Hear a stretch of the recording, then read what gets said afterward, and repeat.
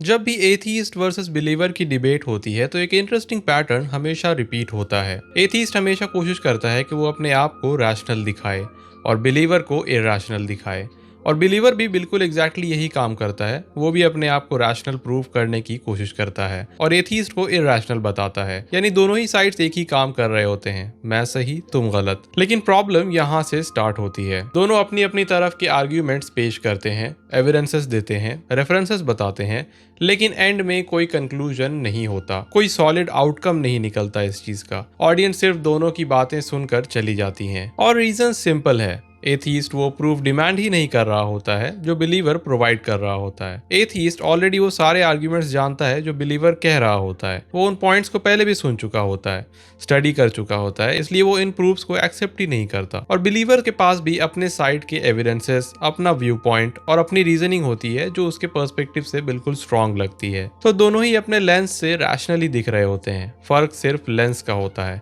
Logic का नहीं। अब यहाँ एक बड़ी मिसअंडरस्टैंडिंग होती है। दोनों ही बिलीवर और एथीस्ट एक ही गॉड की बात नहीं कर रहे होते, और यही सबसे बड़ा पॉइंट है जो डिबेट्स में अक्सर इग्नोर हो जाता है। बिलीवर जिस गॉड की बात कर रहे होते हैं वो एक रिलीजियस गॉड होता है जो गाइडेंस देता है, कमांड्स देता है, रिवॉर्ड्स और पनिशमेंट का सिस्टम रखता है और डेली लाइफ में इन्वॉल्व होता है। और दूसरी तरफ एथीस्ट जिस गॉड को रिजेक्ट कर रहे होते हैं वो मोस्टली वही रिलीजियस गॉड होता है जिसके एक्शंस पर वो अक्सर सवाल उठाते रहते हैं। उनका इशू गॉड के एग्जिस्टेंस से कम होता है और ज्यादा होता है रिलीजियस गॉड के मोरल कमांड से। एथीस्ट के नजदीक अक्सर इशू ये होता है कि अगर गॉड इंसान को मोरालिटी के कमांड्स देता है तो वो खुद इसे फॉलो क्यों नहीं करता, जिसे प्रॉब्लम ऑफ इविल से भी अक्सर तौर पर रिफर किया जाता है। और बिलीवर के पास जवाब होता है कि तुमने कमांड्स को गलत समझा है या उनका कॉन्टेक्स्ट नहीं समझा है। तो डिबेट ना एग्जिस्टेंस पर होती है ना एविडेंसेस पर, डिबेट होती है अक्सर तौर पर मिसअंडरस्टैंडिंग पर। इसी मिसअंडरस्टैंडिंग को युवल नोआ हरारी ने भी पॉइंट आउट किया। वो कहते हैं कि I don't reject the possibility of a mystery god. I only reject the religious god with human-like opinions. There is one God,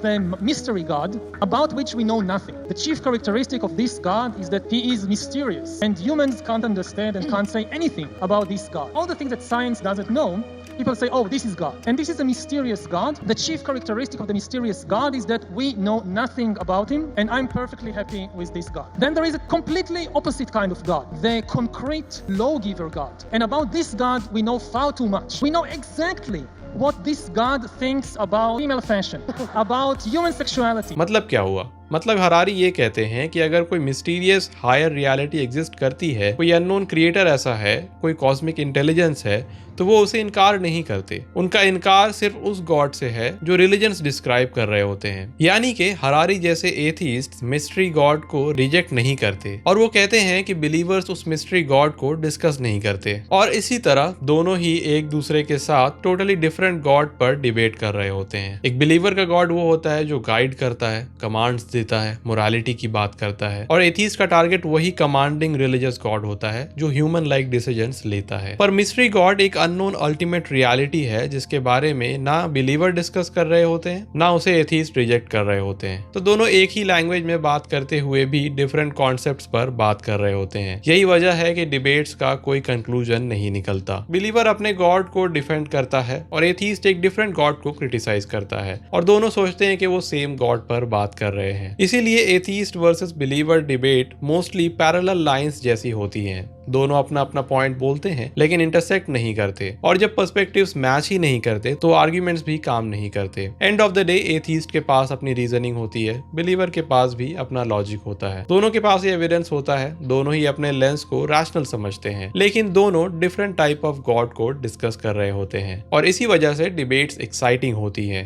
viral होती हैं, लेकिन कंक्लूजन लेस होती हैं। इस वीडियो का मकसद यही रियलिटी समझाना था कि डिबेट शुरू होने से पहले ही दोनों लोग डिफरेंट स्टार्टिंग पॉइंट्स पर होते हैं। गॉड के एग्जिस्टेंस पर ज्यादातर किताबें या तो बहुत कॉम्प्लिकेटेड होती हैं या फिर सिर्फ एक ही फील्ड पर फोकस करती हैं, जैसे साइंस या फिलॉसफी, जिसे एक्सपर्ट्स ही पूरी तरह समझ पाते हैं। इसलिए मैंने गॉड बियॉन्ड डाउट लिखी है, एक ऐसी किताब जो गॉड के वजूद के तमाम आर्ग्यूमेंट्स को एक ही जगह सीधे, साफ और आसान जुबान में पेश करती है, ताकि कोई भी इंसान उसे आराम से समझ सके। आपको स्कॉलर या साइंटिस्ट होने की जरूरत नहीं है। यह किताब हर उस शख्स के लिए है जो सच में समझना चाहता है। आप अपनी कॉपी डायरेक्टली मेरे वेबसाइट से ले सकते सकते हैं या फिर Amazon पर कभी भी ऑर्डर कर सकते हैं। लिंक डिस्क्रिप्शन में और पिन कमेंट्स में आपको मिल जाएगा। वीडियो पसंद आया हो तो इस चैनल को जरूर सब्सक्राइब करें, क्योंकि जावेद अख्तर वाले अपकमिंग डिबेट पर एक डिटेल्ड वीडियो जल्द आने वाला है इस चैनल में। जैसे ही डिबेट होता है उसके बाद ही हम उस वीडियो को लेकर आएंगे एक डीप एनालिसिस के साथ। तब तक के लिए मैं मिलता हूँ आपसे एक नए वीडियो में। यह है world religions, different faiths, one destination.